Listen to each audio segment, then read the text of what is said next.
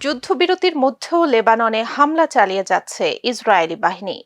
লেবাননের স্বাস্থ্য মন্ত্রণালয়ের তথ্য বলছে, শনিবার দেশটির বিভিন্ন জায়গায় ইসরায়েলের হামলায় শিশুসহ মোট ৩৯ জন নিহত হয়েছে। হামলার কথা স্বীকার করেছে ইসরায়েলের সামরিক বাহিনী। তবে লেবাননের সশস্ত্র গোষ্ঠী হিজবুল্লাহর বিরুদ্ধে হামলা চালিয়েছে বলে দাবি করেছে তারা। এদিকে একই দিনে হিজবুল্লাহও ইসরায়েলের উত্তরাঞ্চলে একটি ড্রোন হামলা চালিয়েছে।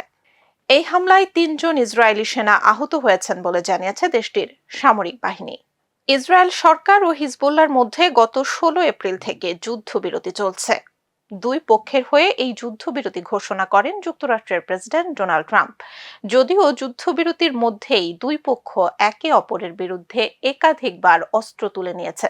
দেশটির স্বাস্থ্য মন্ত্রণালয় আরও জানায়, গত সপ্তাহে লেবানন জুড়ে ইসরায়েলের একের পর এক হামলায় নারী ও শিশুসহ ১২০ জনের বেশি মানুষ নিহত হয়েছেন।